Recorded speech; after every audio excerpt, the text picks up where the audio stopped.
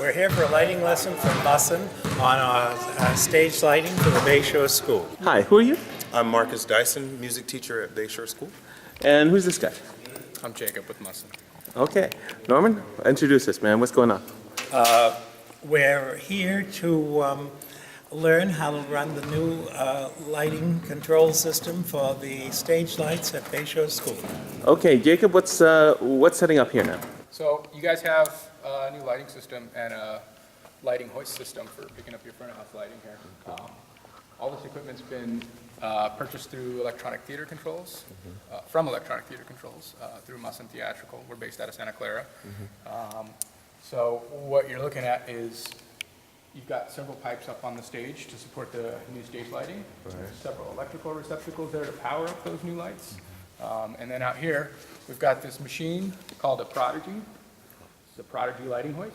That's the motor head. We call that the power head. This silver tube running across the ceiling, we call that the compression tube, and the black pipe suspended by the cables, that's the lighting batten. Similar in purpose to the ones on stage, except the one out here goes up and down. So we have two systems we'll be covering today. We'll be covering the lighting, and we'll be covering the rigging. And unless you guys have any ideas on how we should move forward, my suggestion would be let's talk about the rigging system first. And by means of using the rigging system, we'll get access to the lights, and then we'll talk about lights. Great, I think that's a good idea. The other thing I wanted to ask you was, they were supposed to have put the whole lights for here on a dimmer of its own. Do you know anything about that? So that the whole house lights can dim when a show comes on? I don't know about You don't know about that? Yeah, that's not the something we, Do you know about that's the school system. That's different. yeah. But does it do it? We'll have to House get the Yeah, it does do it. We just got to find out okay. how to control Okay, thank you. I just want to make sure that happened. it. Yeah. So, I guess I'll just go ahead and work down my checklist here for the rigging system. So, that being said, let's walk over and look at the controller. Let's talk about these real quick, actually. Keys received. Partly on the wall. Separate controls for that, which is good. Oh, yeah. These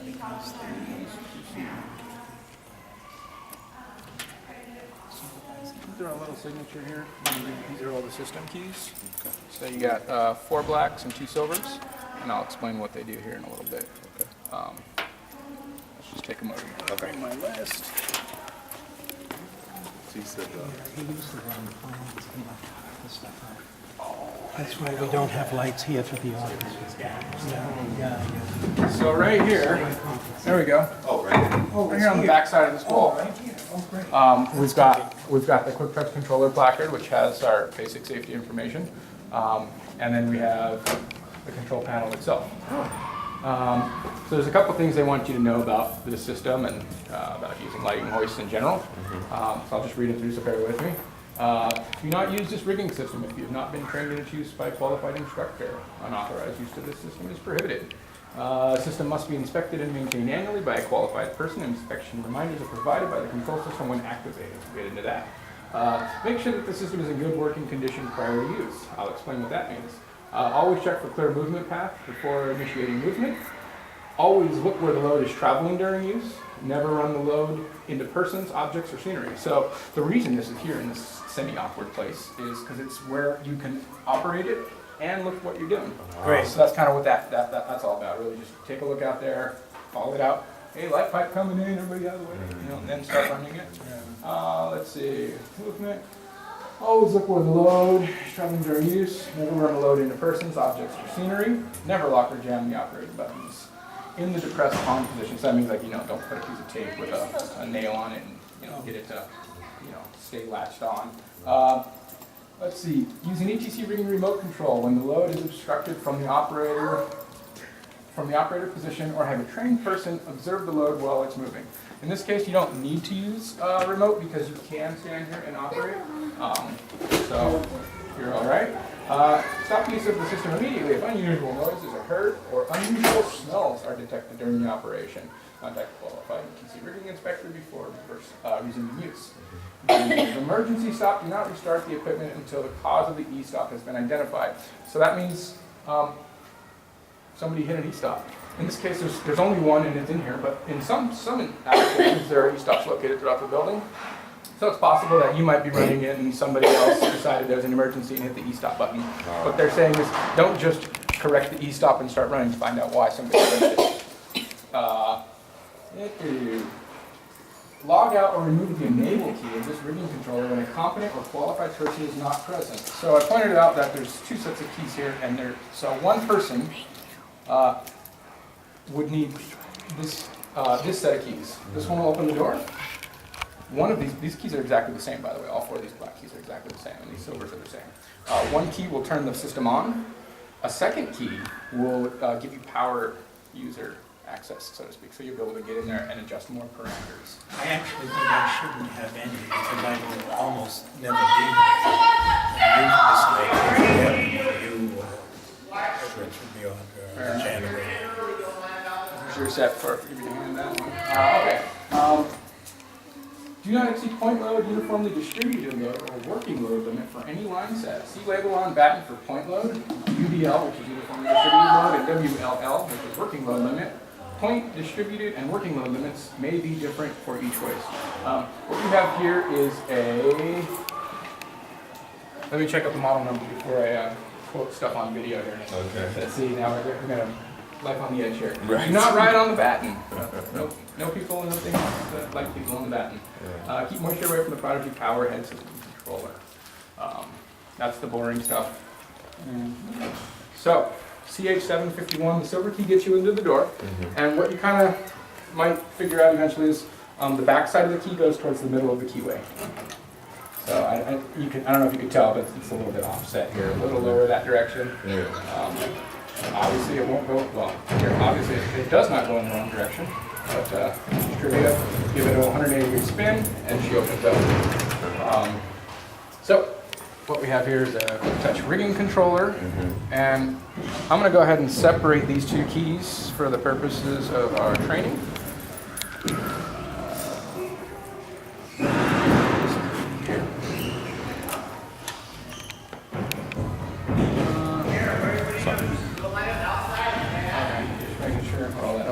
Okay, so using one of the two black keys, I'm going to go ahead. Well, here, let me show you the layout of the controller. Okay, we've got a couple keyway slots here. Hey, get up and go now! We've got a couple keyways here. The top one here is load profiling. I'll get into that in a bit. The bottom one is power on and off. This is where you would plug that remote that they spoke about. You don't have a remote on this system. You could get one if you thought you needed one. Okay. It's an option. You've got an e-stop, and you've got an up and a down button. Blue for the sky, green for the grass. Oh, nice. Okay. Yeah, Yeah, makes sense. and these are momentary buttons. So what that means is it's only going to operate when you're pushing the button. If you let go of the button, It stops. So it's called a dead man. Funny little keys here. They're kind of offset a bit. Something to know here. The ridged part of the key goes towards the bottom. Is that right? Yes. It's easy to think it goes this way because I don't know why it just feels natural to me. It won't go. So, all right. So, keys in. I'm gonna go ahead and turn this system on. Are we clear out there? I'm not gonna run it, but we're clear. You're good. Okay. I'm on. All right. So, I'm gonna go ahead and cycle that again. I'll just take a quick glance at the screen. It doesn't stay down very long, but there is some information here. Version number, manufacturer, telephone number. So, we can do it again if we need to, but it's there. So once we initialize the system here, we've got a little bit of information on the user interface. So, this number here, number 1, it happens to be the hoist selected.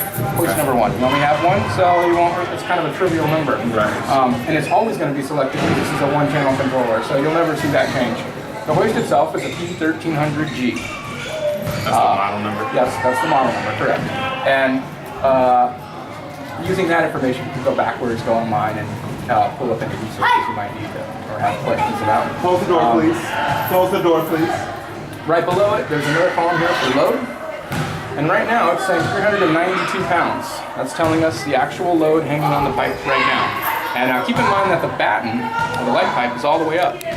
And when that pipe comes all the way down, there's that, it's called a pantograph. that thing that zigs and zags and allows the cables to go down. So when that pipe comes all the way down to the low position, all that weight from that pantograph is hanging from the ceiling. Okay? As that pipe comes up and gets closer to the ceiling, it starts picking up that pantograph, and all that weight starts transferring onto the pipe. So this number will go up a little bit. This number will be higher at high trim and lower at low trim. And it's the difference of how much of the cable and tray system it picked up. So that's just a piece of information to know. Here across the top, you've got feet and inches information. It's telling you right now the approximate center of the pipe. 20 feet, 9 3/8 of an inch. Excuse me a minute, I think this is on January's drawing. Am I right? Correct. Yeah, so anything you feel he should know, Marcus, you decide, because I'm not qualified to say anything. Oh, no, he's good. Yeah, no, I know, but he's teaching you now how to run. So I have a quick question. So isn't it an issue that the basketball hoops are there? It is, and this is something we brought up with the design team, and this is something the decision was made to install as is, and a conversation was had and a request was put in with the basketball hoop guy to lower the limits so that right now the machine and the basketball hoop don't physically hit each other. Right now. I see. But all that silver metal on the back of the backboard, that's how much room it has to travel up. So if somebody moves that basketball hoop, the backboard, and the hoop, and they raise it up on that frame, you see how it goes up and down? It's got dimensions on the side there. Right. If they raise that rim higher up on the post, it's gonna hit. Wow. So I've documented it. I mentioned it again. I mentioned it to the evening teacher just to be diligent. They mentioned it again. They said that this was their procedure, was to have it at 10 feet before they raised it up. We're not big believers in that. We don't like to have the possibility for human error. So our position is the limit should be lowered such that when the basketball hoops at any position, they can never come into contact with it. But that's a very good question. I'm glad you brought that up. I saw that as soon as I walked in here. Now we've been seeing it since before we started this project. Like, hey, there's, you know. So hopefully they'll get that taken care of soon. All right, now back over yonder on the very far right side here, we've got two bars, they're kind of vertical bars showing you how much of something is going on. And in this case, the one on the left is an up and down status indicator. So if you can see it, you'll notice it's just about all the way at the tippy top of its travel range. That's telling us our position in space. We're about this high.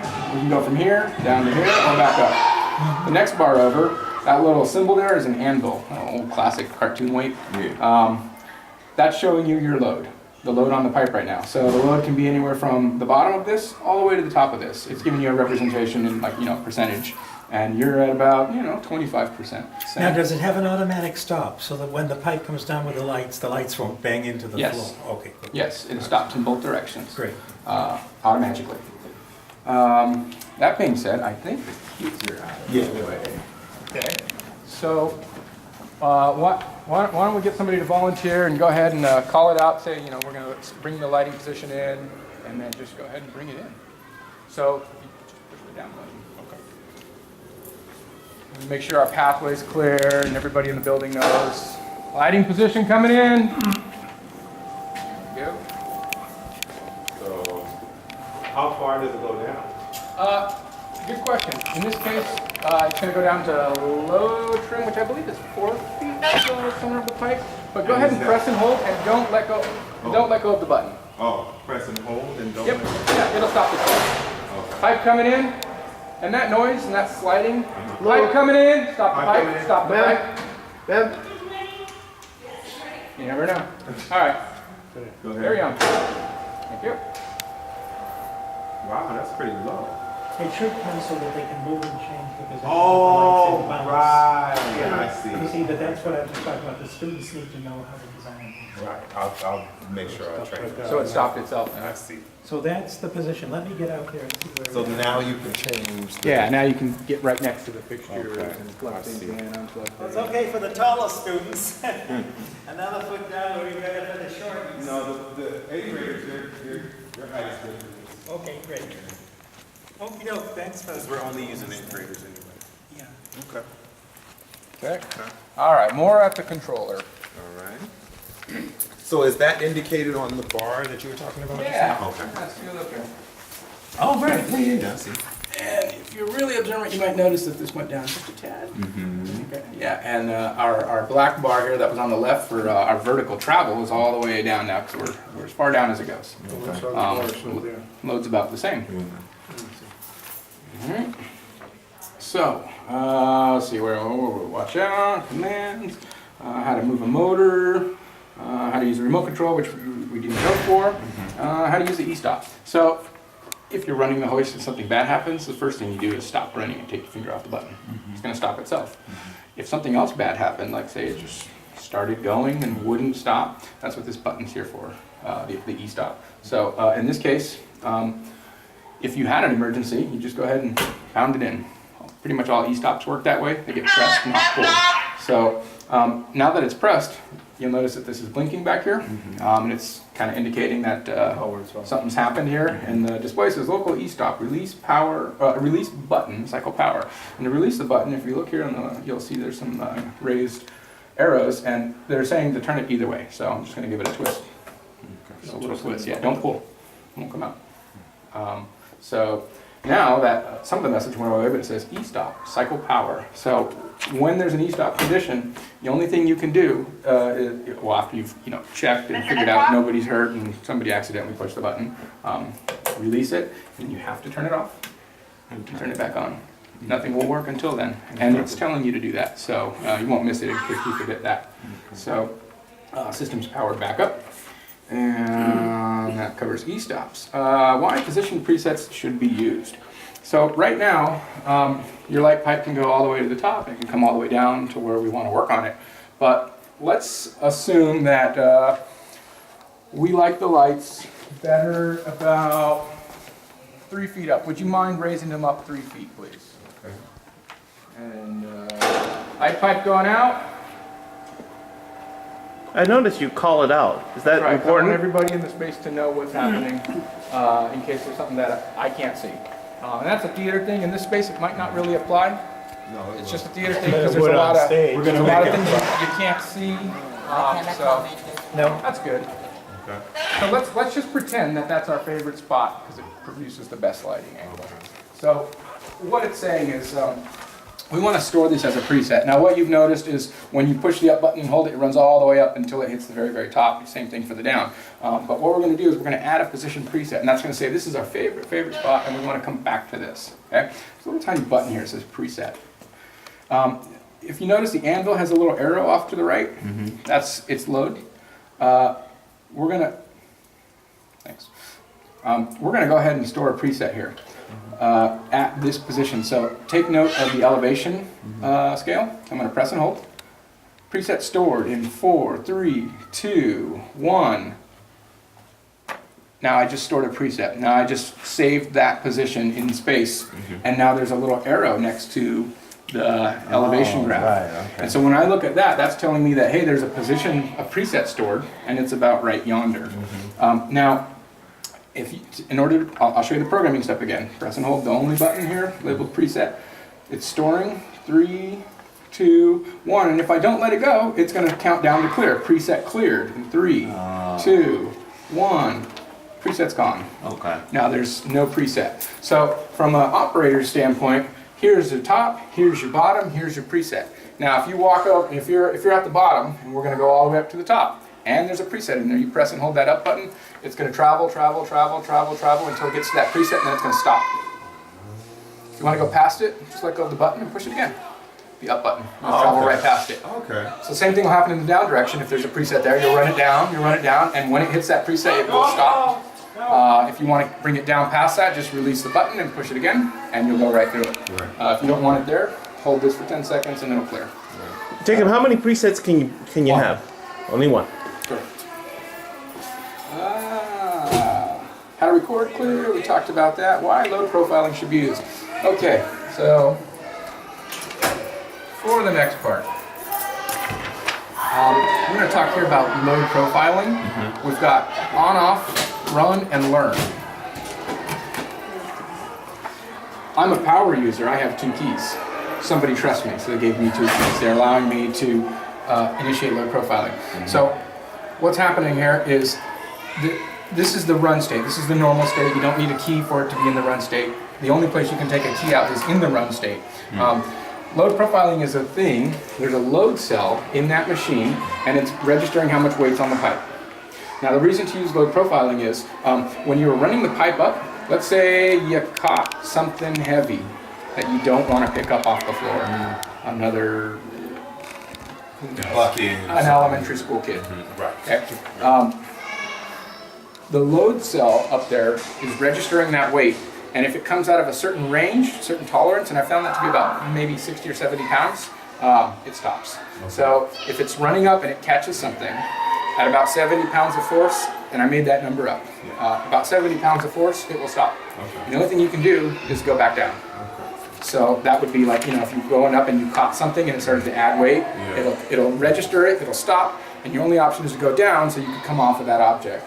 Or, the opposite being, if you were coming down on something, you're coming down, and somebody left a man lift in the way, and the pipe started to land on it, once it starts to lose about 70 pounds or so, it will also stop. And the only option at that point is to go up. Okay? Now, if you find yourself in one of those situations and you're going up and you're catching scenery, but maybe you wanted to lift that scenery, you can, as the person with 2 keys, you can come over here and turn off load profiling altogether, and the machine is just going to be a dumb hoist at that point. It's going to just keep picking up until it can't pick up anymore. It'll always respect its stopping points, but it will not respect how much weight is on the system. So that's why it's important to, if it's just got someone who doesn't know very much about the system, or you don't want them adding or removing weight, you only give them 1 key.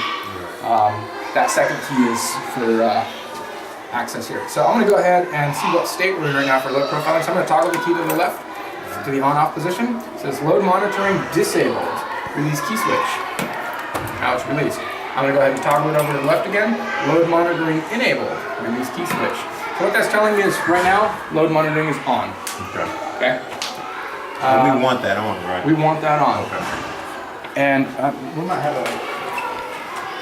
we're going to have a tough time load monitoring. I'll probably keep them on the side. Well, because we're going to bring it all the way down and we're going to touch the pipe. I have another question for you. This might be the one you asked, but I don't know when would be the right one. When, for instance, if we were to have a theater in the round over there, this would be probably down not that far, but then the lights, as in their positions now, they could be completely turned around, could they not? Sure. Yeah, that's what I want to make sure. Now, Jacob, is there a log? Is there a remote control log? Like, okay, this on the computer remote? No, huh? Okay.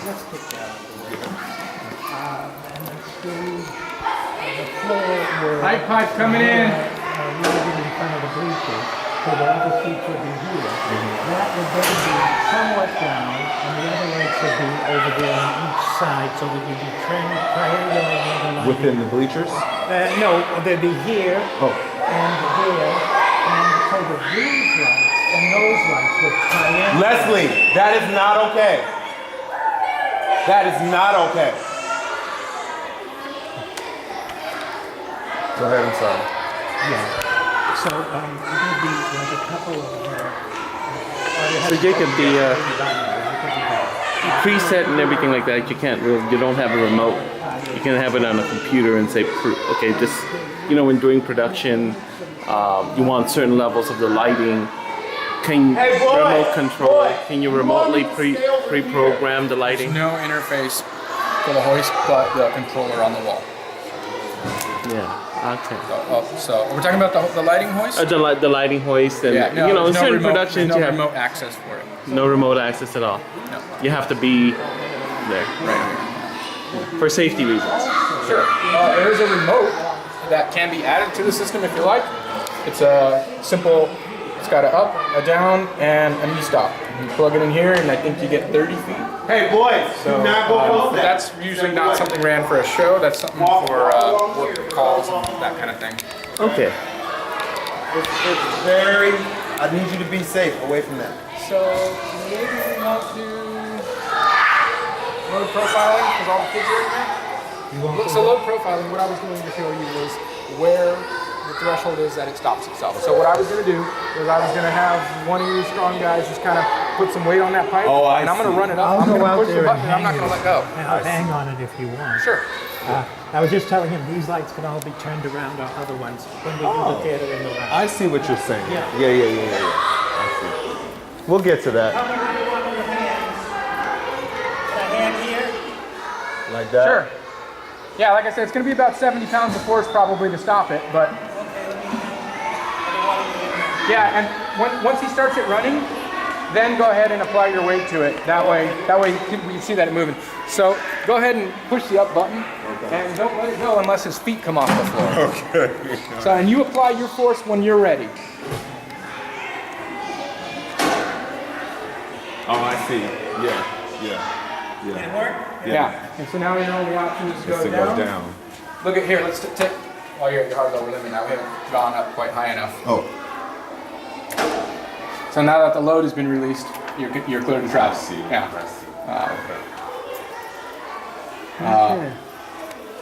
Take a look at the screen there, guys. I'm gonna put some weight on it. Where are you going?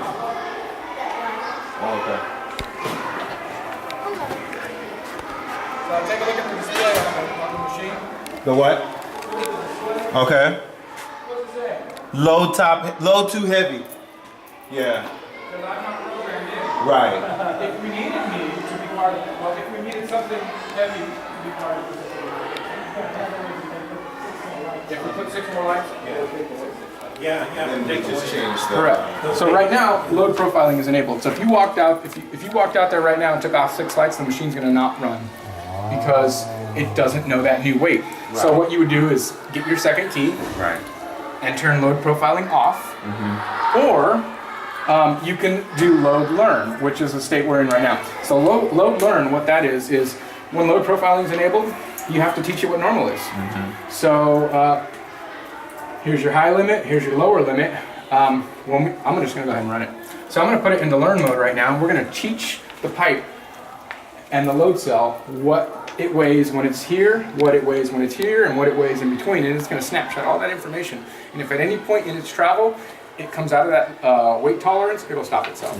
So this is the process for adding or removing significant amounts of weight. So I've toggled the key over to the learn position.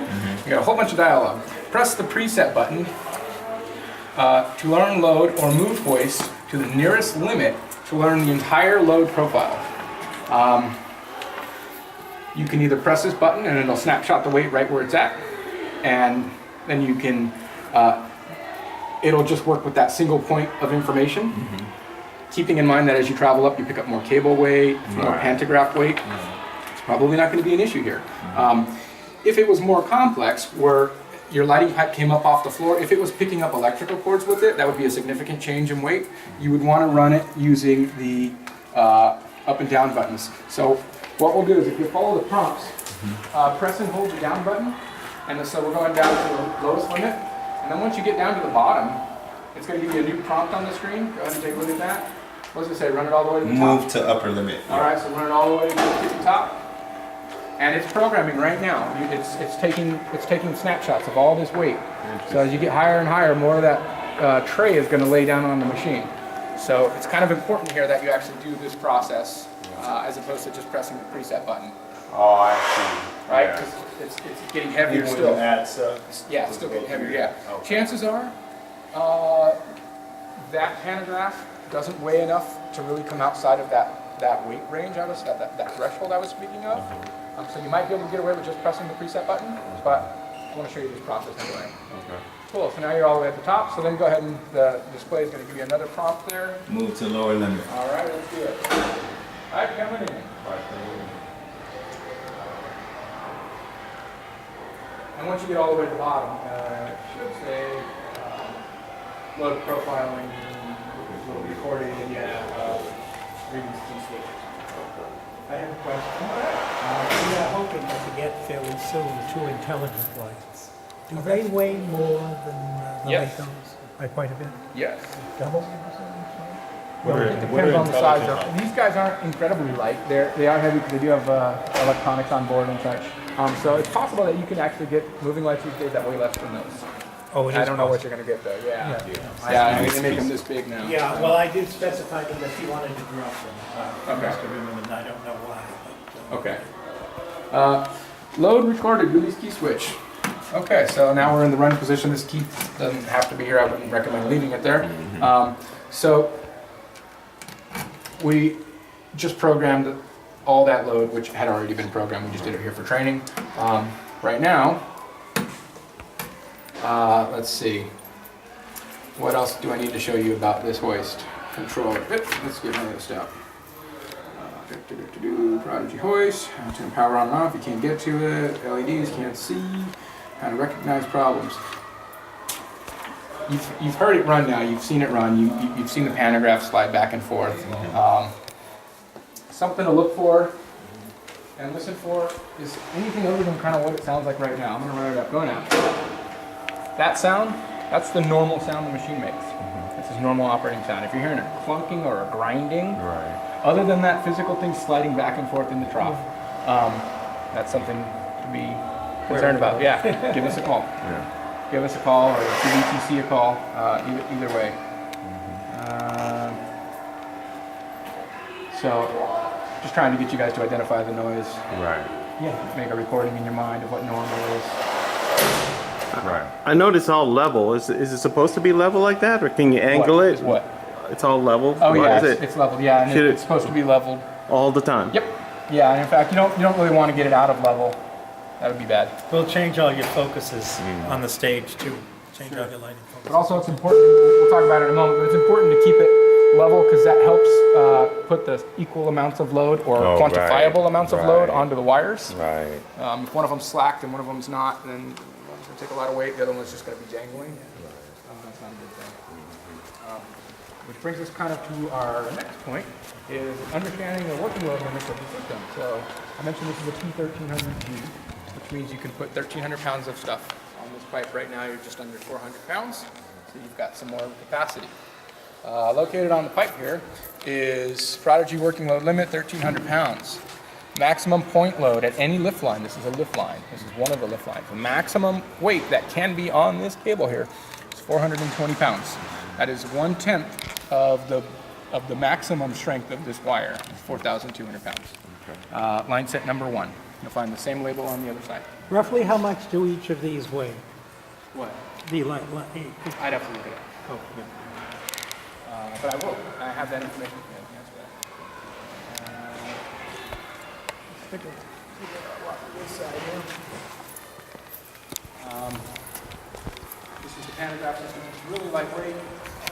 It wouldn't take much to crush it. So you definitely don't want to like set tools in here and leave them because they'll get forgotten. But this all stacks in itself, so it's not a lot of space for things. I just wanted to mention to you, Marcus, that is a thing that could happen when you're adjusting these lights. They might the kids might just do that when you're blinking your eyes. So that's really important. You got to be really careful. Okay.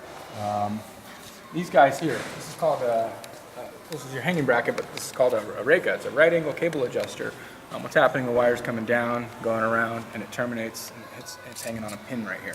So this line is tensioned, and this whole thing's been leveled. But if for some reason we needed to adjust it, to trim it out, you grab a 1/2 inch, well, actually it's a 3/4 inch tool, it's a 1/2 inch bolt. You grab a 3/4 inch tool and run this bolt in. By running this bolt in, you're pushing this wheel over, which is taking up more cable, which will lift up on this. Okay. Now, if you start running it the other direction, I'm letting cable out, and this is coming down. So 4 turns. So I wouldn't mess with these. They've all been laser leveled. Good to go. So something if you needed to.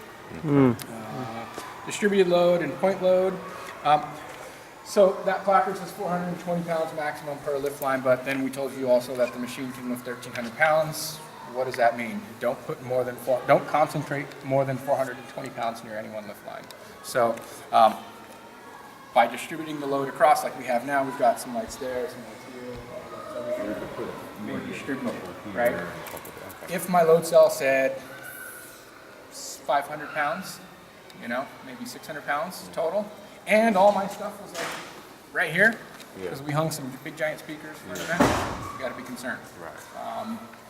In fact, I was thinking of hanging the intelligent lights maybe here. What is an intelligent light? That's what I was going to tell you. pardon me? An intelligent light can turn by itself through the console. Okay. It can also go up and down. It changes color and it changes beam spread within a few seconds. Okay. So the European opera houses now, all the stage lights are done. They have no technical rehearsals for lighting at all. They just, Wow. even Moscow, the Bolshoi. Yeah. I couldn't afford them, all right? I've had Right. a good many Yeah, more, I'm but sure. I thought two will be great for disco dancers in Yeah. here because they can move the lighting patterns around the gym. Right. And these can all be programmed to, what do you call it when they blink off and on? You know, it's a new term for it. Disco? When disco lights, no, when they throb, the lights turn on and off. Strobe. Oh, okay. Yeah, that's the new word for it. Now, see, so these can be aimed also when this is a lighting area, and if we get the intelligent lights, so that this whole thing is called dance hall, which will allow Audra to rent it for big bucks, I think. So you said it's leveled by laser. Is that right? Yeah, I took a laser level, turned it on, shot a beam across the room, put all of those at the exact same height. So when twisting and adjusting that line, it could misalign that laser, wouldn't it? Nah, because the laser's gone. Adjusting the, the. Oh, Well, yeah, well, you just don't have any reason you to have to do adjust it like it. he did. It's like using a If you turnbuckle. undo 4 turns, you have to go back 4 turns. Yeah, yeah. You'll be back to where you started. Yeah, that's the way you do it.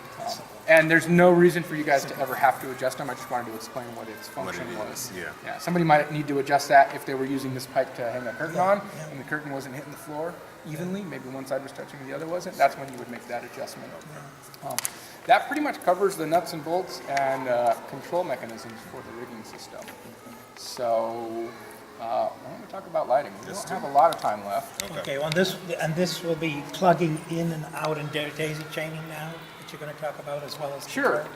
Now, could you show But- us okay. when you're ready? Yeah, are you familiar with the terms you just mentioned? I didn't hear what he said. Daisy chaining and. Yes. See, this is a DMX 521, is it? 512, yeah. 512, Yeah. yeah. Oh, you got it wrong. And they are capable of bringing the power in and then out again. Right.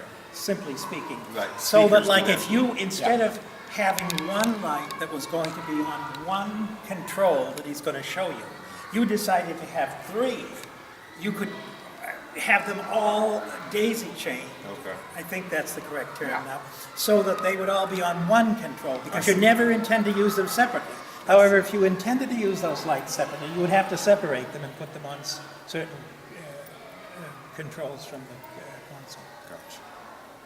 Gotcha. Thank you for giving me a minute. No I problem. appreciate what you're doing, but Let's walk around and look at some of the infrastructure here that's powering this stuff up, and then we'll talk about the stuff that's actually out there.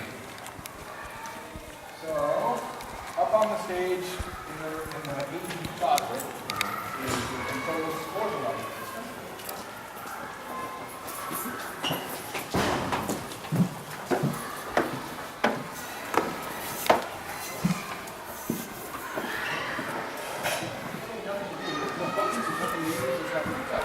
Okay. There's a DMX receptacle. If we follow the light board cable, plugged in by the stairs on the left, there's a DMX cable plugged into the wall to a DMX input.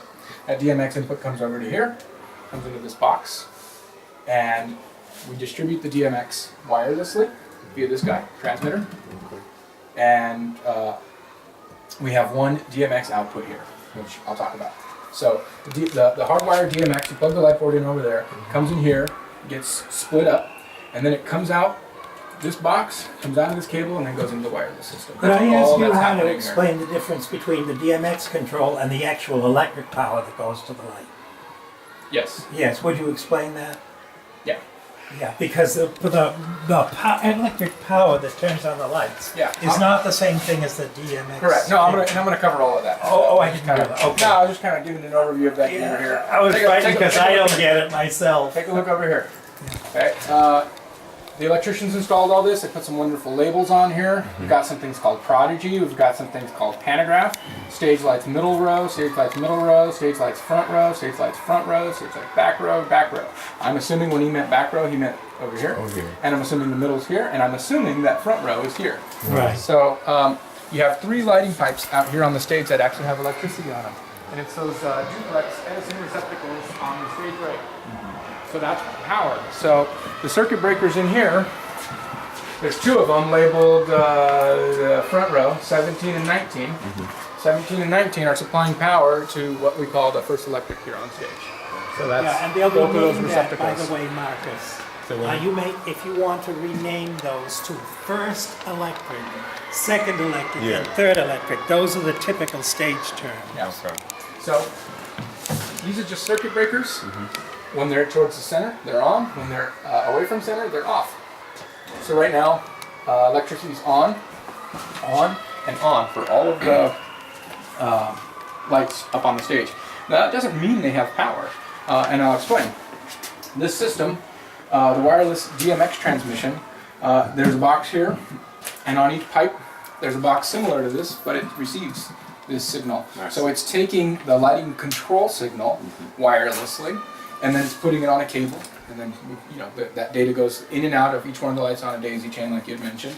But the device up in the ceiling, at each one of these boxes, also has a relay for power. So because power is always on to those receptacles, we can just forget about it, and then just know that right here above that light, I don't know if you can see the blue cable there. Yeah.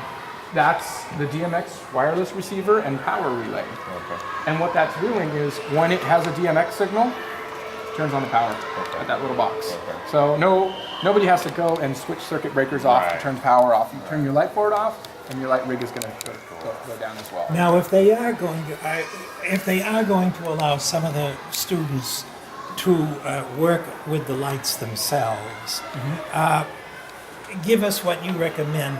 I imagine all the power should be turned off when they move the lights around and things that the students are doing. That's with the board though, right? Yeah, if your light board's unplugged, your relays will go dead. Yeah, Marcus will have to know. I won't be here. Yeah, no He's problem. got to pass that on to the kids. They'll be I mean, yeah, monitored at all times. Yeah, I don't have any words of wisdom for having young people work with. No, they electricity, won't be so, by themselves. No. We won't never have that. yeah. See, they already run The sound. the sound and everything else, and they've been doing pretty well, I guess. Yeah. Okay, so each one of these positions has wireless data and a wired power relay. So right now, their light board's on. They're passing power, so all the lights have electricity, but they're not making light. Okay. So the lights have electricity. They're physically powered on. If we were able to reach them, we would be able to access the user interface because they're energized, but they're not making photons. And the way we make photons is we tell the light board to make light. So it's kind of a new thing. Once upon a time in theater, if you had power, you had light. Right. It's not the same anymore. My- First you need power, and then you need to get some data into it, Get and then this. you'll get light I once you've wo- told it to. I worked in a theater that was set up in Edison's day, and one half the stage was direct current, and the other half was alternating. Whoa. Wow. Interesting. And we had to change it over with a lighting designer engineer from Columbia who taught me stage lighting. Okay. Nice. Interesting. A History. couple more things I'll point out here, and we'll get out of this room. Color, by the way. So, Prodigy, you'll notice it's number 2, number 4, and number 6, and number 2, 4, and 6 are ganged together. There's a physical bar here The holding them Prodigy? together. The Prodigy. So that's the thing up there. E1300G. Okay, I That's see. the machine. Okay. So this circuit breaker here is the power to the hoist itself. Okay. So if this guy's off, that machine's not going to run. That controller's not going to run. Got it. The controller gets power from the hoist. Okay. So that's your hoist. And then here there are 3 more, 8, 9, and 10, which are the pantograph. So that thing that zigzags and stacks the electrical cords as we go up and down, that's the has its own pantograph. power, okay. And that is running electrical cord down to the raceway. Well, it's a little box about yay big. There's 3 circuits on it, circuit 8, 9, and 12, or 8, 10, and 12. So if you wanted to turn the power off on the pipe, not turning off the hoist, but turn the power off on the pipe, you would get these 3 for the lighting hoist. Like first electric, second and third, you know, maybe not in that order, depending on how he interpreted the labeling. Gotcha. Any questions about that? Nope. I just wanted to say, Marcus, there won't be any putting gels into these lights, you know, to color them. Okay. They will all be done on selections you can make through the console. Yep. Okay. LS7, L1, LS7, LSL-7 is power for all this equipment in here. There's really not much. It's all being supplied off of a wall wart, and there's hardwire by the electrician in here. We'll stop talking about that. It's not really that important. Let's go down and talk about that light board. Okay. No, let's talk about the light and the light board. Sorry. Before I end up with it.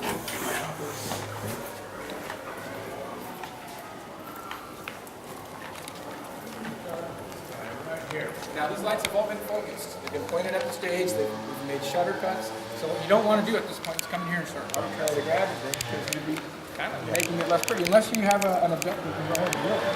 I'm just saying, you know, any changes you might, deal with might that not be so later. good. I'll explain in detail, Marcus, why they're focused the way they are for starters. Yeah. But basically, we'll do it that was later. supposed to be cool, cool, cool into area 1, 2, and 3 at the front of the stage. Yeah, And we'll get to warm, that. warm, warm.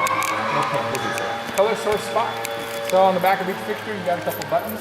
You've got mode. You've got up and down. So this is kind of like the enter button, so to speak, and this is your up and down. I push mode once, and you'll notice it says 001. I push mode again, you'll notice it says P, and then there's a colon, and it says 01. That's for preset mode. Okay. So this says it's in preset 1. You don't want to be in preset mode. We're using a light board to control these lights. So we want to be in this other mode. This is a DMX mode, by the way. And what you're seeing is the DMX starting channel. And that is 001. So DMX 512, this is starting at channel 1 of 512 available channels within that DMX universe. Okay. So this one's at 1, and we always want to make sure it's 00 and the number, or whatever, 3 digits. You don't want to have it on the P. I see. If you have it on the P, say it says P01, I can go and turn my light board on and I can make pretty lights and it's going to do exactly what I tell it to do. But the second I unplug the light board, it's going to go and start playing preset 1. Oh. Now, You don't want it to do that. So what that means is you turn your lights off at the end of the night and they're actually going to turn on. Oh, wow. They're going to start Okay. playing. So that it's assuming you've got it installed architecturally and maybe a cafe or something. now there's 8 buttons there that Mr. Rimmerman gave Yes. us. And they are buttons which allow you, will you explain them to I them? will. Yeah, because they were made to make it easier for people to use who don't want to have to operate the console fully. That'll be the fun part. All right, so starting channel 1. This takes up 5 channels. So 1, 2, 3, 4, and 5 are occupied on this fixture. Let's come over to the next fixture over. 1, 2, 3, 4, 5. So there are multiple things that this will do. Okay. Now there are 5 levels. Oh, I see. Well, once upon a time there used to be 5 levels, but there's 5 control channels for it. So since its starting address is number 1, it's using channel 1, channel 2, channel 3, channel 4, and channel 5. Okay. Or DMX slot. I see. That's even clearer. Yeah. Okay. Now I'm gonna come over here and wake this guy up. I just push the mode button to wake it Oh, up. I You'll see. notice it's at 6. 6, 7. So they can't overlap. They need. If you did overlap them, if you put that one at number 1 and this one at number 1, they're gonna do the exact same thing at the exact same time. So when you put the other lights in here, they could be the 2, 3, and 4. Right. Yeah. If you had a partial offset, like this one was number 1, and this one was set at 3, then instead of being completely offset, they'd just be partially offset, and you'd be really confused. Because it doesn't know anything, it's just listening for a control signal. So, this will be starting at number 1, number 6, number 11, 16, 21, 26. Okay. You're going to find that same pattern all the way through the whole building. Okay. 5 channels of control per fixture. Take a look here. You will see the wireless relay, wireless DMX, and wired color source relay. This is power. This is data. So right now, DMX is being generated from the light board there. It's going across across the building, back across the building, into that box. It's getting broadcast wirelessly. This device is picking it up, indicated by a green signal on DMX. Definitely has power. And the relay is on right now. Because it has a DMX signal, because the light board's on, the relay's on. Okay? And this is a little status indicator for how much signal you're getting. Power in. Yeah. In and out. So that's what the white and blue is. These are power con connectors. And so one end of the cable is going to have this blue twist lock connector. The other one's going to have a white. They cannot be plugged into each other, and a blue can't go into a white slot, and a white can't go into a blue slot.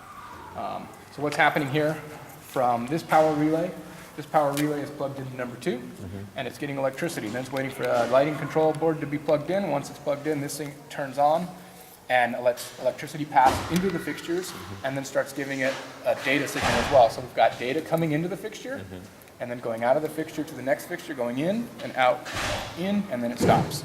Same thing for power. Power is coming out of this device, coming in here, and then it's coming out, going in, coming out, and going in. And the same thing repeats going that way. Yeah, and then up on the stage, power, everything, power and data all start at the same location on the stage right side, and they work all the way to the stage left side. So I told you that that fixture was addressed at DMX1, and that's at DMX6, et cetera, et cetera. The way the light board looks at this is it looks at it with fixture numbers. That's fixture 1. That's number 2. That's fixture 3. But the channels are... Correct. Gotcha. Correct. And in fact, maybe it's I more should confusing than that, because on the light board now we call them channels. So that'll be channel 1, channel 2, channel 3, channel 4, channel 5, channel 6. In DMX world, we're using DMX addresses 1 through 5. Ah, gotcha. Now, here 6 is through the 10. decreased, this is what you're saying. I'm going to give them the, excuse me, I'm all thumbs here. Here's the lighting plot as it exists now.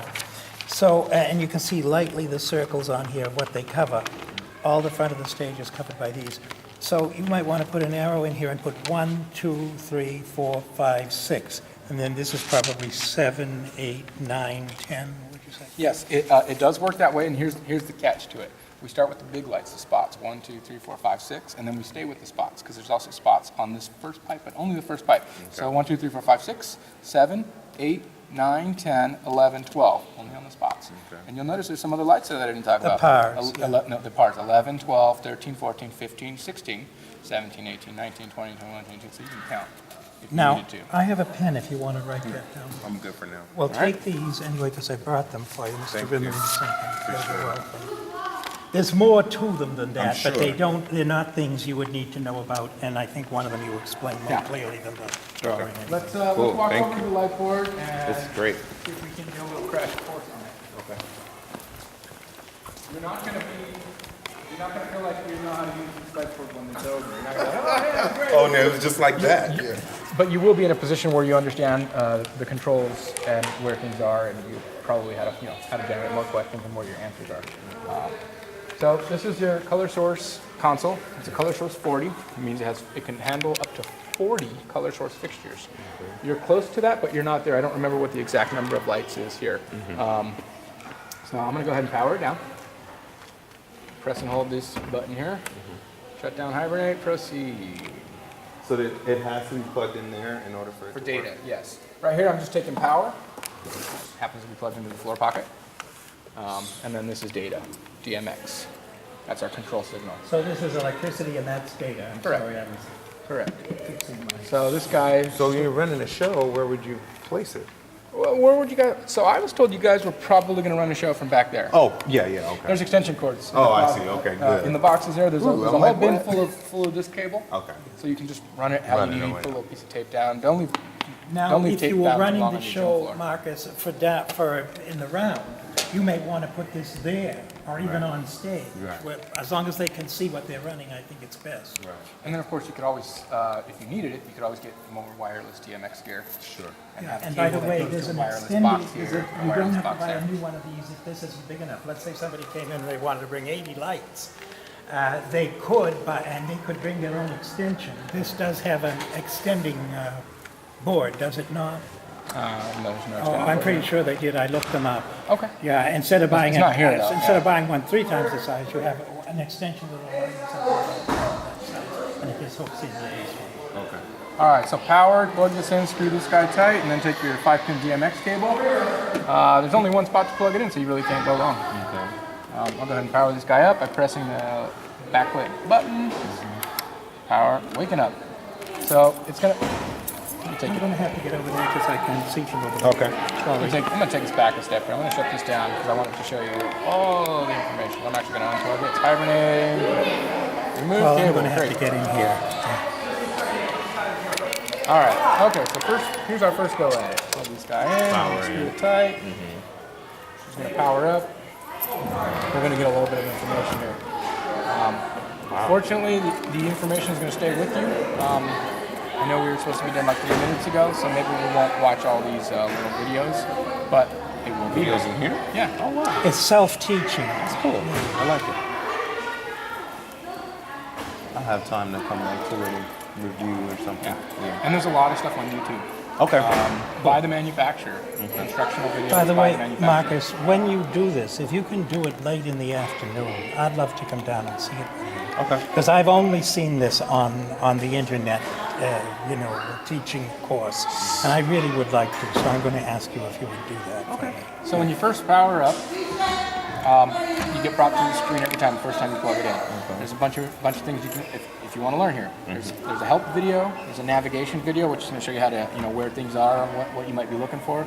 There's a patch screen, which is how you set up the board and tell it what channel and what DMX go together and what style fixture it is.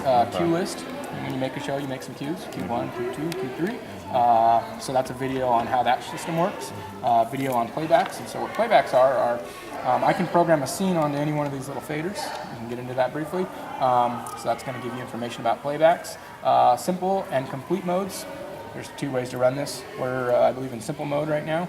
And then saving and loading shows. Basic file management like any computer. Save it, give it a name, give it a location, and then shows can be saved onto the hard disk inside. And there's also a USB slot, so you can save the show onto a USB stick, and if the scene gets crushed by the garbage truck, you'll at least have your show backup file stored. It's not a bad idea. Right. So, And in other words, also, Marcus, if you were running a concert and you wanted like 5 different lighting things for the concert, you could come back to them instantly. Right. Yeah. Okay. So let's just, for fun here, let's go ahead and I've hit the help video. So just to give you an idea of what's happening here, it's showing you a small video. That's actually the user interface, which you'll see in a moment, and it's telling you things. Telling you the help button is located up here, how to find more information about certain features. You would hit the help button and then hit that feature, and then you'll get information on it. Again, more than a group can really look at and get information on. Just know that it's here at the moment. So you got a little video bar. It's playing. That's about how far you are. Okay. So how do I exit this? No, exit. There's a little X there. Hit the X again. To exit, press close. To exit help, press close. I thought I pushed it. You pushed it better than me. All right, so help videos and language. But let's just go ahead and move past that, because I'm going to show you some stuff. Okay. This is the user interface. Here we are. Right now, there's a couple things here on the side. You got controls, you got channel 1 through 40, and playback 1. This is a touch screen, so you can touch things on it and affect change. Up at the top, you've got your help button. And you got this guy, which can hit, it's a blackout button here, or independent 1 or independent 2. Independents are ways to use this light board to control things that aren't lights. Okay. Like if you had maybe a fog machine and you had all the right infrastructure to set it up, control and power. we may be having one of those. You can put it on an independent October. and turn power on and off from your light board. So that's what the independents are for. Bumps. Actually, it's not going to get. And you got playbacks, cues, and crossfader. Cues. This is your cue list here. You get these little windows that come and go, and you can divide them, bring them back up. That's your stage space. Where else can I take? Yeah, hit the controls button. You get some options that pop up here. You can go into any one of these, and you get more options. We'll get there in a bit. Let's see. I'll hit that to go back. Hit that again to make it go away. And then how do I close this effects window? Color, shape, intensity, and parameter. What do? I think I just go like that, right? That's full. And make it go like that.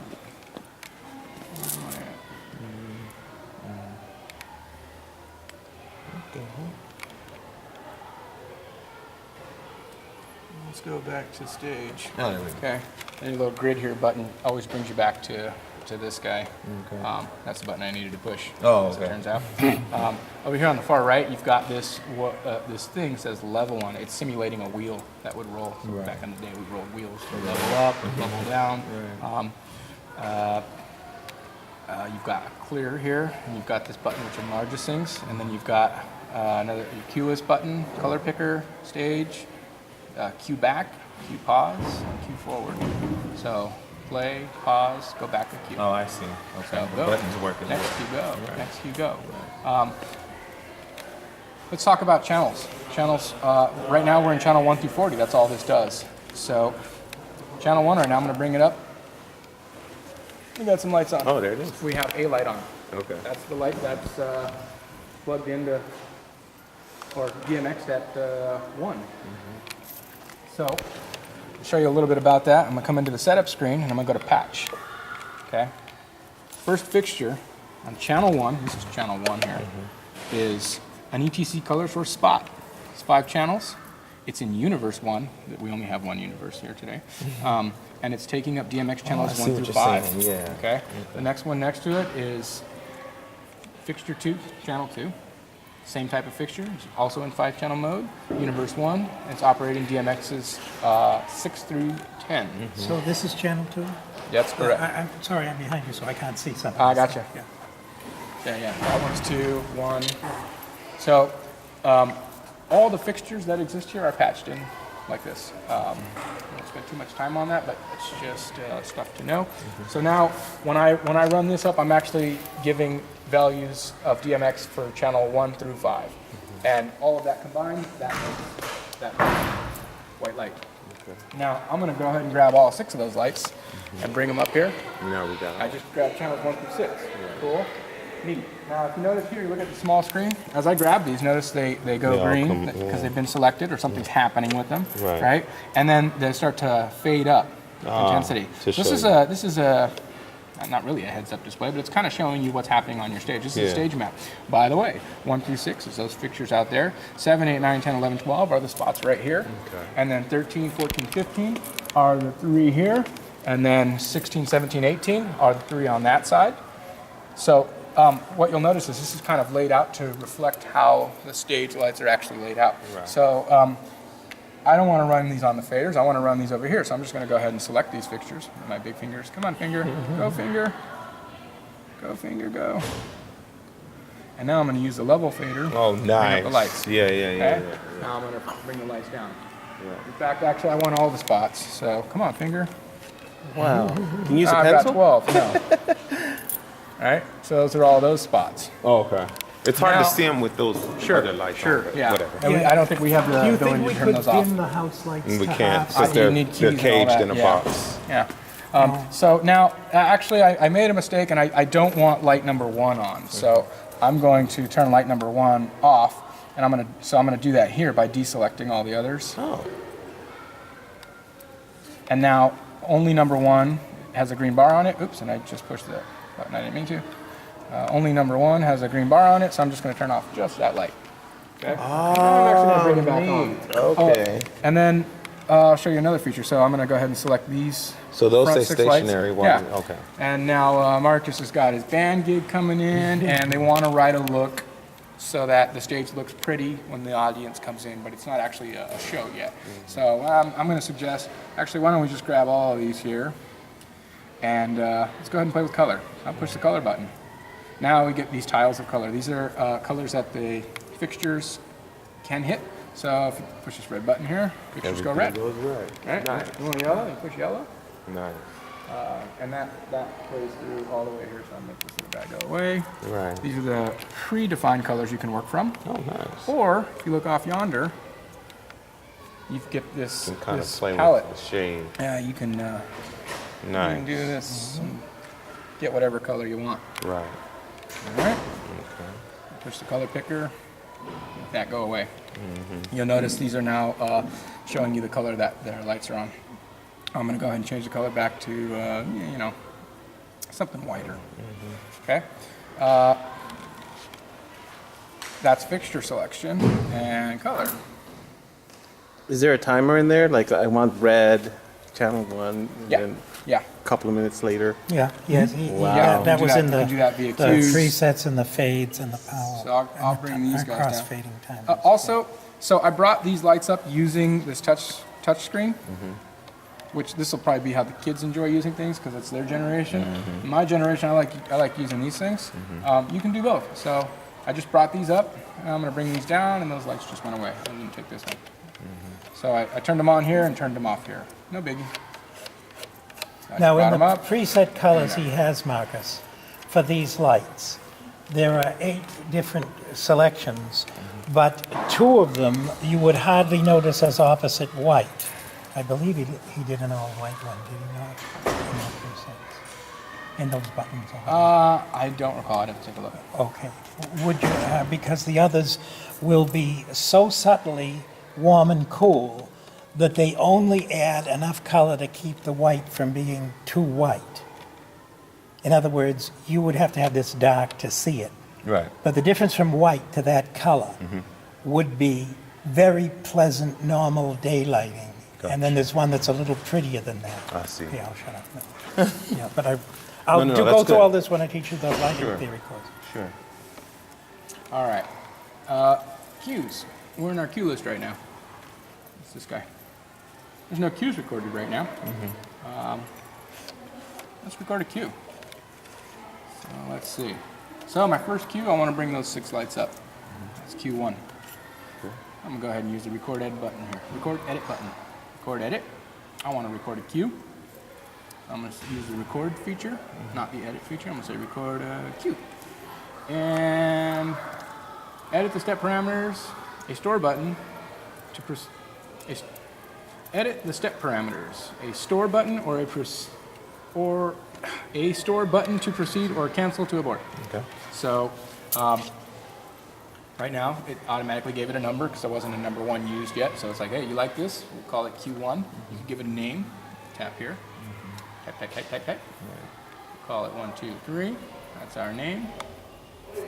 And right now it's got an in time of 1 second and an out time of 1 second. So that means when I hit Q1 go and I hit the play button on it, it's going to take 1 second to come to full. And then when I hit the next cue, it's going to take 1 second to turn that cue back. Oh, I see. So you can program all Right. kinds. And the And then- degree of how fast it Exactly. fades. You can have a 4-minute fade overlapping with a 4-minute come on. Right. And the wait is how long should it wait before it fades out? So if it takes 2 seconds to fade out, if I put a value of 10 in there, when I hit Q1 go, Q1's going to come up in 1 second. When I hit Q2 go, it's going to wait 10 seconds. Right. Just like you And after programmed. 10 seconds have happened, then it's going to go ahead and start fading out Nice. in the time that I told it to, or you told it to. So yeah, we love this. This is perfect for Q1. Let's go ahead and store it. Push the store button. We now have a cue there. So turn these guys off. Let's go ahead and run Q1. And there it is. There's Q1. Okay. That's how you build your show. Q2, Q3, etc. Now, if you needed to go in there and modify these things, record edit the cue list, select the cue you want to work with, change the name, or edit your time, or edit the fixtures, or edit the color information that's stored with it. Right. Copy, delete, edit cue. I'm just going to go ahead and exit because I don't actually want to do any of that stuff right now. We'll call this Q2. That looks about perfect for Q2. So I'm going to go ahead and record that. Q2. We'll call it Q2. Number 2. Store.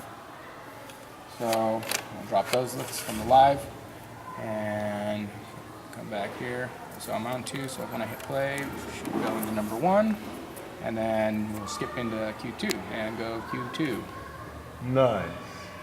I think we're looking at Q2. I think I can't even yeah. see Think up it turned there. on. Where are you There we doing? go. That's Q2. Where is it? Where, It's up there. what light? Which light? it's up there. They're just Oh, way up They're there. mixed in Yeah, with it's the just house arbitrary. lights. Oh, I It's actually see. not a pretty look. Yeah, it's not. I mean, that part out. I'm blinded by that. Well, you can program your whole show with just that. Yeah. Yeah. Yeah. And just go through the cues. Yeah. Yeah. That's nice. So you have a crossfader here. So this label here is telling you that this one's a crossfader right now. You've got a bar here, and when I bring this down, you'll notice another bar starting to come up, and this bar starting to go away. Once upon a time, this was scene 1, this was scene 2. And so you'd set up scene 1, right, and you're looking at scene 1. And then when the audience isn't paying attention, you set up scene 2, and when it's time to switch over to scene 2, you run that crossfader down, and all of a sudden you go from looking at this, and you transition into looking at this. Oh, nice. Right? And then you get your next scene ready by reading your notes. Right. And then when it's time, you switch over to the next scene. That used to be how lighting was done. That was a 2-scene crossfade. Yeah. So that's what this is. So now you notice we're on Q1 right now. When I fade it, we're going to go into Q2. When I fade it again, we're going to go back to Q1. And it's not going back and forth. It's actually going through the entire list. So if I had 50 cues, it'd be Q1, Q2, Q3, whatever you got. Yeah. Right now it's just making a short little circle because there's only 2 cues programmed. So that's what the crossfader is all about. Nice. Okay, so instead of hitting 9, you can use that. Yeah. If you wanted to be part of the show and actually time it based on a particular line or a person stepping on a particular thing, you can actually have live control over that. Let's see. Let's take you guys into some effects. Let's just turn on everything. Or, Go back to Marcus, our- if you go have a back to our conductor stage, who takes a certain passage very slowly, you can manually do it to fade, like 4 measures later music. Right. So right now I have all the stage lights selected. By the way, there are 33. So you're using 33 channels out of 40. So in terms of expansion and all that stuff that you were talking about, and the additional wings and stuff, I'm not hip to that. But what I do know is this console can only run 40 fixtures, not channels of control. 40 fixtures. So it can do more channels of control than 40. It's doing more than 40. There's 5 on each one of these, as you recall. Oh, right. But in terms of numbers of fixtures it controls, it'll be 40. So what got a that little bit of means, room. Marcus, if somebody comes in and rents the theater and they want more, they will have to bring the auxiliary board. I got to you. the, right. Yeah, that makes sense. It can run on our system. Now, if they come in But only 40 fixtures. on this system, but if they brought in 30 extra, they were having 70. They'd have a tough time You powering need themselves. the others on the other thing. Now, the warning here is that if they bring tungsten fixtures, they don't run through this system. They have to bring their own tungsten system, which will have to operate differently. Yeah. Okay. All right. So now I've got all the lights selected right now. They have all the green selected bar on them. We can do the same parameters we're doing with just a few, but with everything. So that's kind of nice. But what I wanted to show you guys was, let me back out of here. I turned them all red. Oh, Go it to shows controls. that on there Yeah, too. Okay. Yeah. Oh, By I'm the sorry. way. I deselected. Oh, that's, Oh, that's nice. I'll go back A to that. picture of the lights. So if you're hidden in a corner, you can Oh, see. yeah, just do this. That's great. Okay. And then just bring it back. faster. Yeah. That's faster. Okay. Sorry about that. That's all right. It don't matter. Okay. Sorry about that. Nothing, yeah. All right. Fun little one. Back into the controls tab here. So we've got our color. Back out of that. Well, we saw our color. Saw color. And then we saw, so these are the tiles. We saw the color pickup. We can scan around. Let's go to effects. Okay. Right now, you've got a whole bunch of pre-programmed effects in here, and you can mess with them. Let's play rainbow. So I just hit the rainbow parameter, and right now we have a depth, speed, fan, and chroma. I'm just going to go ahead and add that effect. Yep. There you go. Done. Actually, I'm going to get that one. That one. Actually, that one. Okay. So, where did I leave us? Are we running rainbow? I think we're running rainbow. Yeah, you're going to blue. Oh yeah, it's doing Now it. you're going to something else, maybe purple. Yeah, it's doing it. Yeah, it looks like it's going towards urban blue. Yeah. Yeah. So your depth is 255. That's the maximum depth. So I don't know how to explain that more than show it. It's, I think the the range of colors it's going to go through, and that means it's going to go through all of them. So I believe you could set that for less, and it would be less saturation in the colors. Now, here's the speed button. Notice I push it and you get the up-down green arrows there. And you just go like this, right? Okay. Now I just turned it up from 20 to 237. See, there's your disco light. Recycling. Okay. I can grab this and just start bringing it back down. Right, and I can vary how much it's going down. Bring it back down to, now it's at speed 0, so it's just gonna be stationary. Come on, finger. All right, so that's that effect. Let's try aqua. So aqua is just these strips of like blue and a light blue and a lighter blue, and so that's the aqua thing. Flames. Kind of make the. Might want to slow that one down a little bit. There's warm sunlight. Yeah. It's flamey effect. I see. Yeah, sunset. So that's what the effects do. Let's see. Yeah, that's cool. You'll notice they're running, they're doing their thing. I want to see the board. I can see it. Turn the effects off. Yeah, you can work everything off a screen.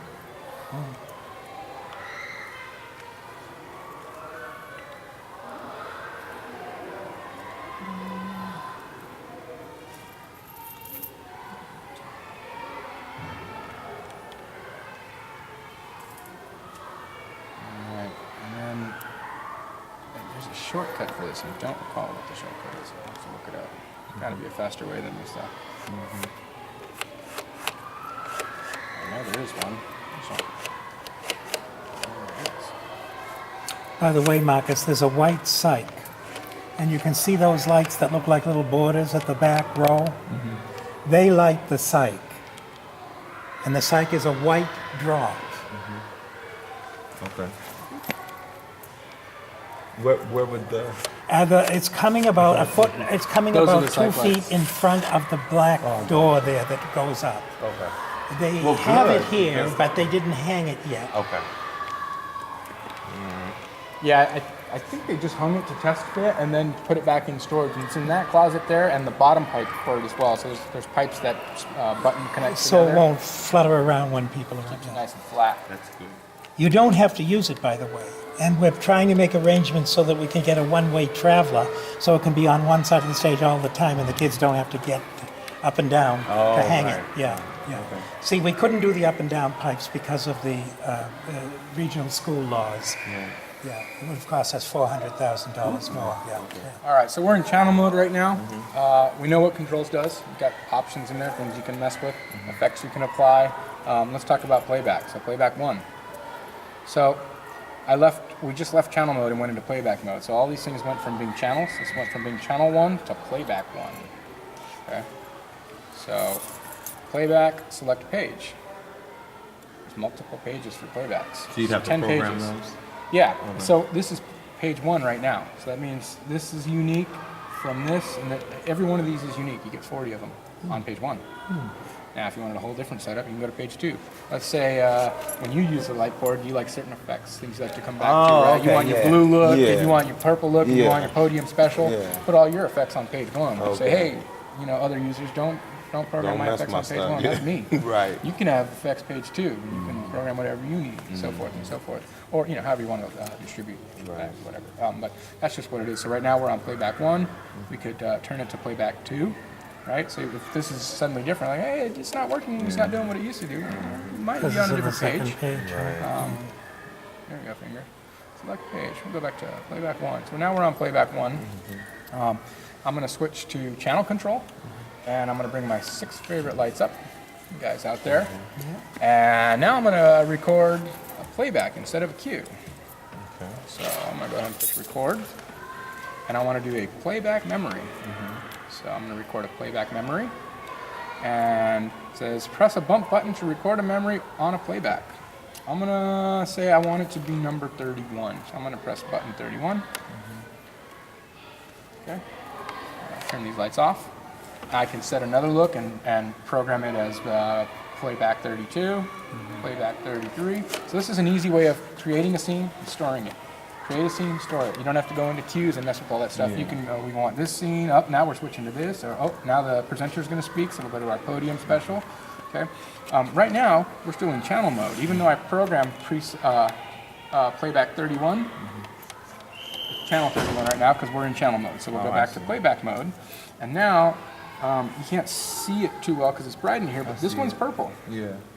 Oh, for playback. Yeah. I got you. So I recorded something on it. These ones are dim. This one's got something on it. These all got something on it. So let's see what 31 was. Wait. What am I doing? It's on. Deselect. Deselect. Oh, okay. I didn't actually record it.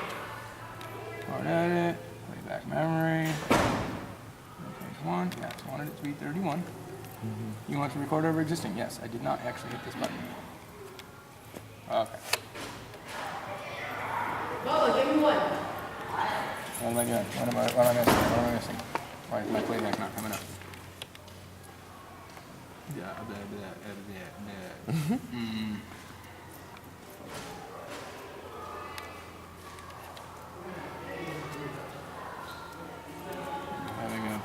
Having a brain moment here. It's okay. Crossfader. What's so cool about it, I can hook up a larger TV, or the screen is so small. Could you hook it up with a larger screen? No? Yeah, you can, huh? I don't know. Yeah, because the screen is so small, you can. That's Yeah. kind of weird. Is it built for that? My playback fader's up. Playback fader's being played. That's strange. Let's try to record them all. Let's go to playback mode. See, after continuous use, it's going to be used a lot. Huh? The board is going to be used a lot, and all the presentations and stuff, it's going to wear and tear, you know? Oh, yeah, I'm sure.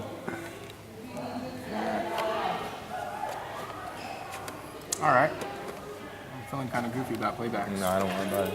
I'll look up the Yeah, that's all. That's all it takes. Though.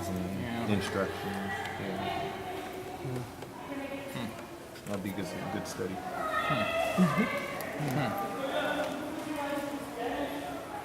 Do they actually have manual instructions? Yeah. That was the last thing I was going to cover with you guys, but I might get actually make that to the fact. No, outside.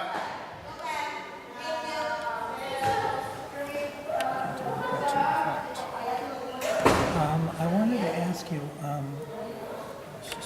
when you have a minute, when you're free, when you're thinking. Mr. Rimmerman said that I had originally ordered, I can't remember now because I don't have my original CD. I think it was 6 or 8 of the kind of beam spread limiters that you slide in where the gels used to go, the etched limiters. And he told me he sent some, but they were not the ones I specified, but he thought they'd be close enough. I'm not really up to speed on that part. Okay. Jacob, I can hook up a larger screen, right? If the screen is too small, I can hook it up to. No, huh? Yeah, Oh, it's you not have to built work for with that. that screen. Huh? It's not built for Okay. that. Okay. Ooh. Okay, so my playbacks, again, like I mentioned, are the ones that are purple. I'm in playback mode now. Here's a playback I programmed earlier. It's the rainbow mode with a little bit of fan information. You know. Now, Marcus, that's why we got the white sight, because you can see you see almost nothing against the black. You can use them against the black, Right. but if you really wanted to have like a orchestra up there, jazz orchestra or something, and have it show, you'll be playing different things against the sight than you'll be playing down here. Sure. Yeah, Yeah, that's cool. and it would show. Right. That's cool. Is that what that other pole is for in the back? Or that's something else? The other pole is where we think we're going to mount the sight. That's what, yeah. That's what Yeah, but we actually like to get, and it could fit on that pole or be somewhere else. We'd have to drop through the grid lines of spot lines, and then we could put a one-way traveler, and Oh, that that's would what you were move. saying. Yes, if we could. But those are all things they may have been in Audra's budget, and she's going to add them on as the budget holds up. Yeah. Okay. Because this is the difficult thing to get, so Right. that's what we had to I get. got you.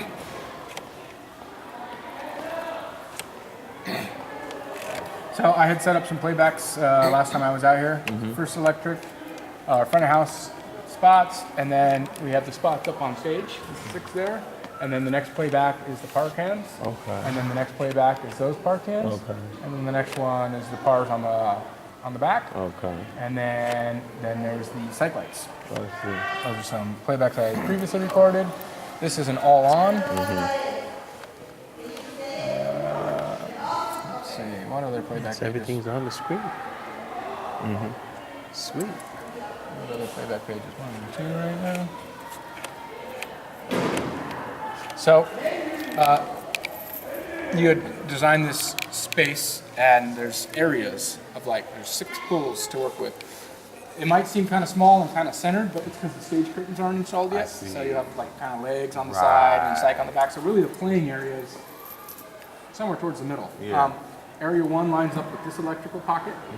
Area 2 lines up with the center. And area 3 on that side. And then it repeats 4, 5, and 6. And it might be the other way around. And they overlap 50%, so there aren't holes between them, I assume. So, yeah. So, playback 2. Oh, like what's on here. I got you. The little circles there, if you can strengthen them, we'll show you where they... Right. That's So great. playback 2 is areas. Area 1, area 2. So you notice area 1, it's that light, And so this. you got side, and back light, and then you've got front light from out yonder. So that's area 2, 3, 4, 5, and 6. And you can actually do playbacks together, right? It doesn't have to be. Yeah, one oh at a yeah, time. oh yeah. Yeah, you can stack them on however you like. Yeah. Yeah, Okay. definitely. Yeah. Definitely good question. Cool. Good question. I'll go back to the playback page 1. Any questions about playbacks? I mean, they seem to work exactly like the scene, like the Like a cubes. cube. Correct. Correct. Okay. It's a different way of doing the same thing, I suppose. Cool. The nice thing about the playbacks by is, cubes that time, because... Cube. The Oh, cubes. cube, okay, Cubes, yeah. yeah. the nice thing about the playbacks, us older lighting folks, we like to put a piece of board tape across it and put labels on it. Right. And label things. It's easy to find and get to pretty quickly. So, and then you can have multiples stacking on each other. Any questions about the light board? I The know only it's, thing I have is, a lot of- I was a lot wondering for a what quick overview. those individual things are like. The 8 ones he has over there. Oh yeah, we'll get into the panels. Oh, you will, talk okay, about because that. I think what you're gonna need with that, they're not gonna be able to Let's go over there and read talk those. about it. You're gonna have to make a big sign, that will, Okay. I mean, big enough right above it, so they don't have to read the little lettering on the actual button.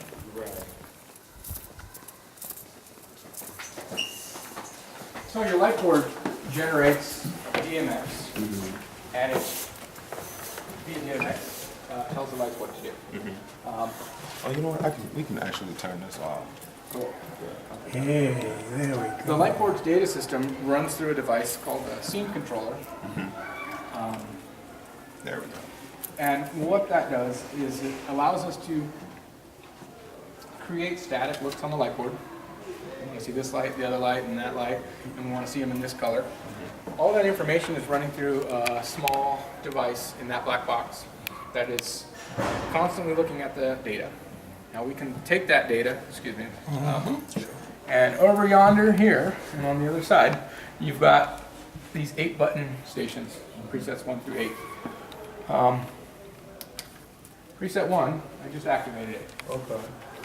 Preset 1 turns on all the lights. That's what it does. That's all it does. It's one thing. Yeah. Yeah, we're having a function.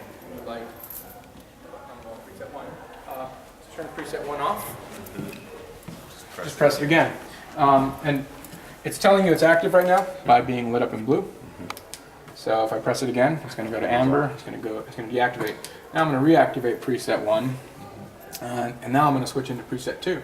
Preset 1 is going to go out when I push preset 2. It can only be in one state at a time.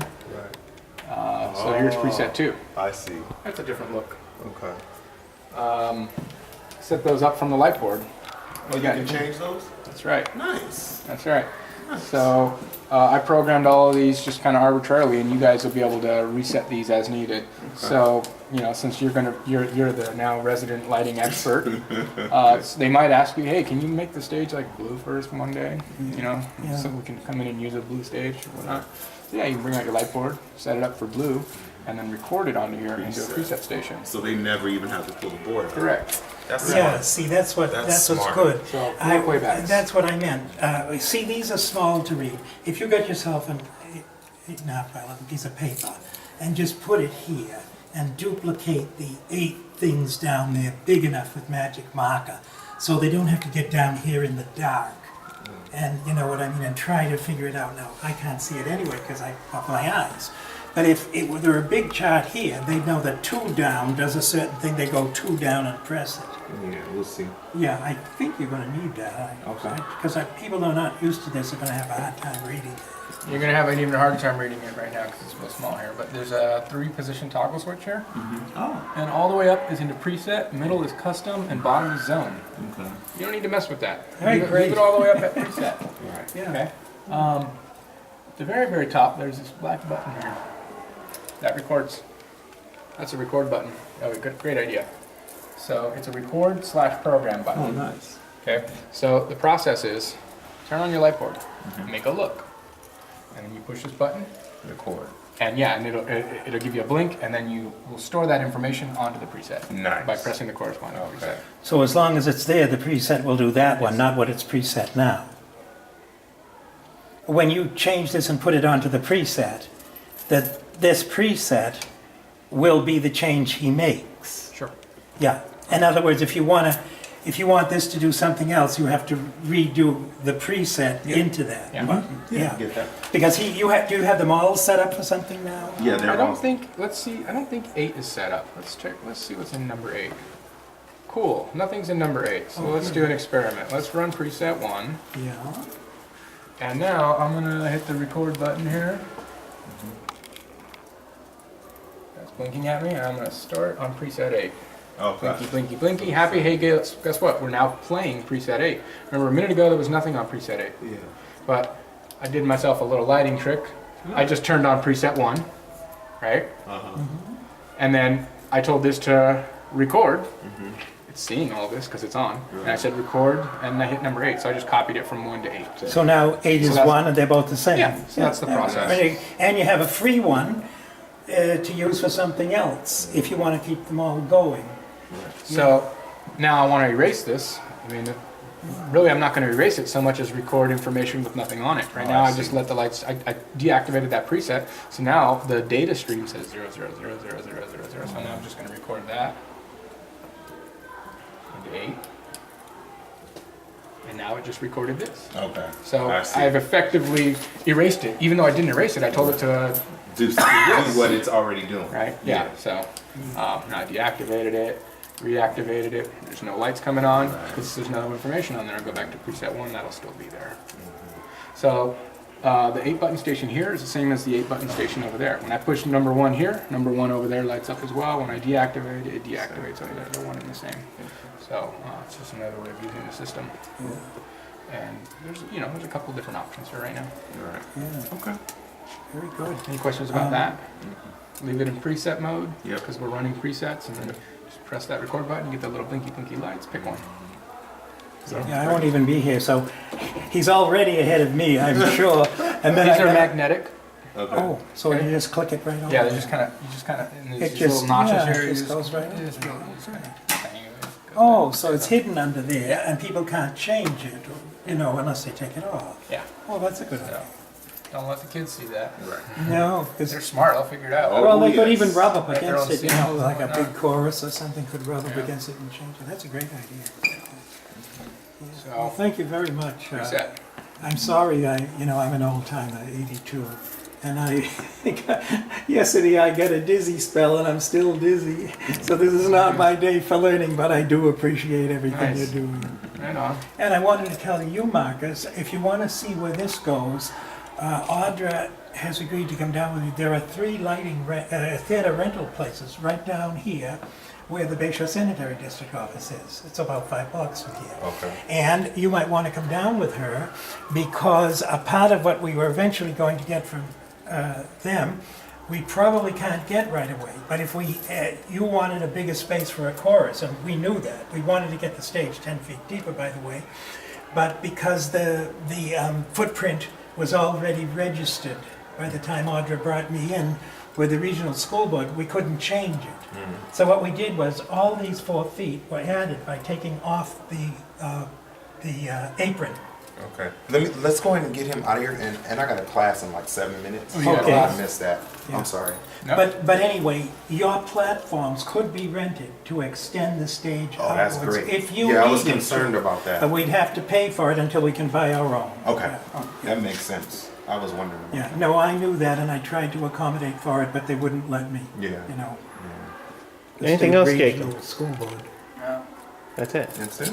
Any last advice or any suggestions?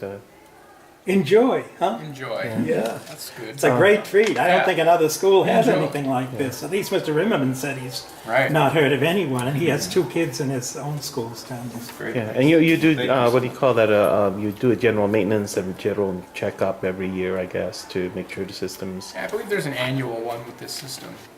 okay. So. Okay. Okay. All right. Well, Thank thank you. you so much.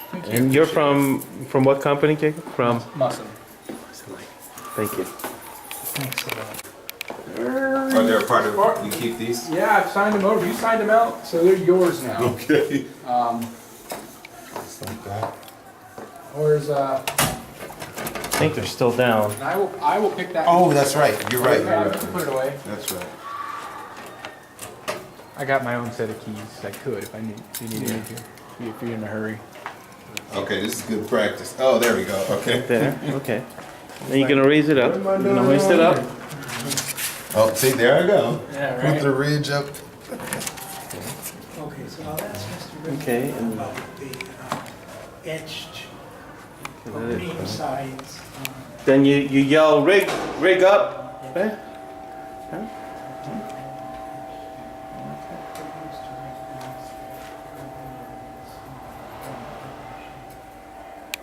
You know what they're called?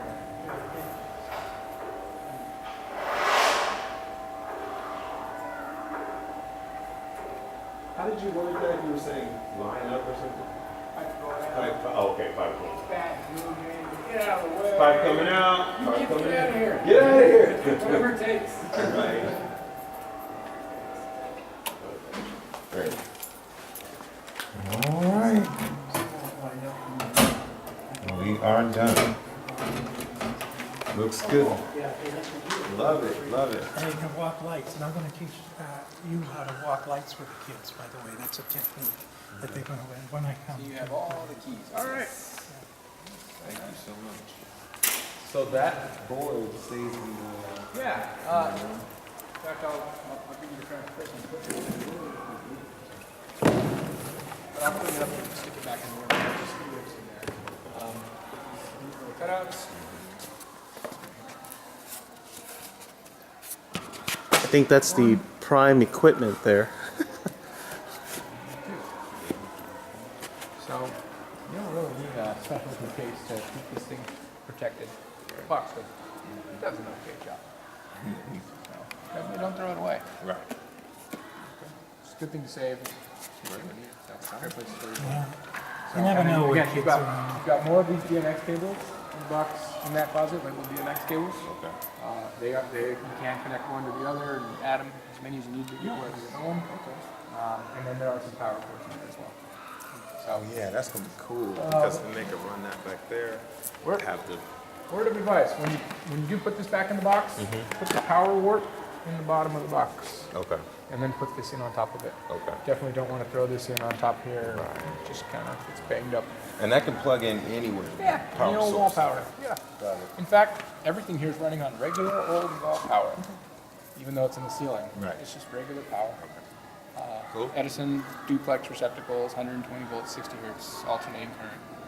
No special theatrical power. Yeah, see, they used to have to put special generators in to only control thing we do the is incandescent lights. but on and these- off. These use The power. 70% less electricity than regular incandescent powered lights, so that's why they can run it off of regular.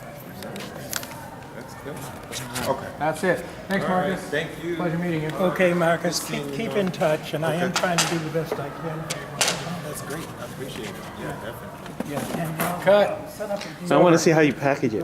Over. Oh yeah, I want to see how to That was properly. it. Oh, how do you put it in there? You know, properly. Do you unhook the cables? Of course. Yeah. And the power line. Where do you put the power line? Unscrew this Where do you put this? under here in the box. Okay. And then this That's on top. first, and then Yeah. that one. Yeah. Okay. Thank you, Jake. You are welcome.